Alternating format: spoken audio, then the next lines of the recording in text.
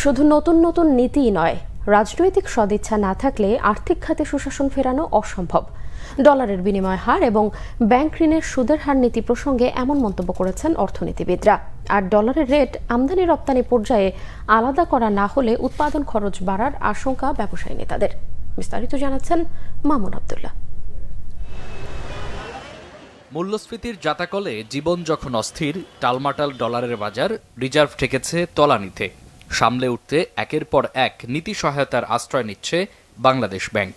কোনো কিছুই যখন ব্যাটে বলে মিলছে না, এমন পরিস্থিতিতে ডলারের বিপরীতে টাকার বড় অবমূল্যায়ন করেছে আর্থিক খাতের নিয়ন্ত্রক সংস্থাটি।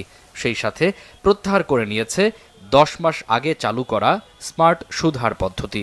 এক লাফে ডলারের দাম 7 টাকা বাড়ানোকে অস্বাভাবিক বলছেন সাবেক পরিকল্পনা মন্ত্রী এম এ মান্নান।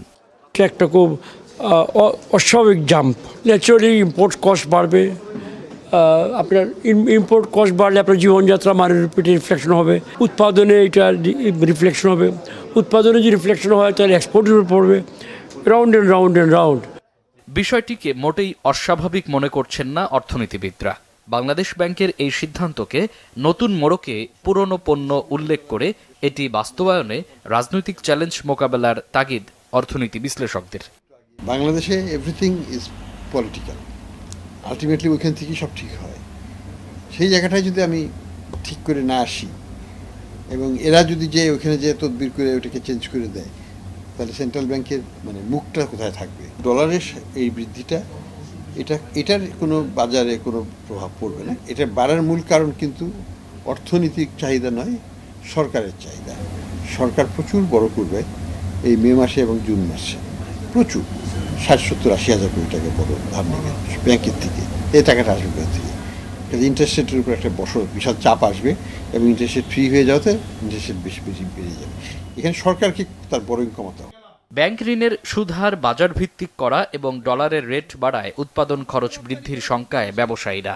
তবে স্বল্প মেয়াদে এর সুফল না মিললেও বিশ্লেষকরা দীর্ঘমেয়াদে ভালো ফলাফলের আশা করছেন।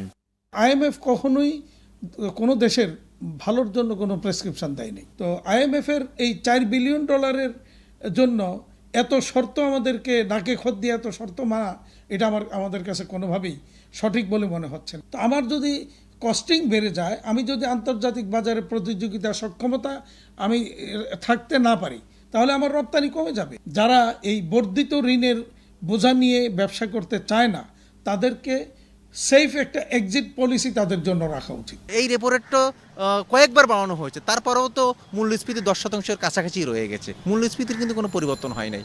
তার কারণ হচ্ছে যে শুধু মুদ্রানীতি সংকোচন করলে হবে না, আপনার এখানে রাজস্ব নীতিকেও সংস্কার করতে হবে সাথে সাথে। নীতি বাস্তবায়নে আর্থিক খাতে প্রশাসনিক কার্যক্রমে স্বচ্ছতা জরুরি বলেও মনে করেন এই বিশ্লেষক। মামুন আব্দুল্লাহ, বাংলা ভিশন, ঢাকা।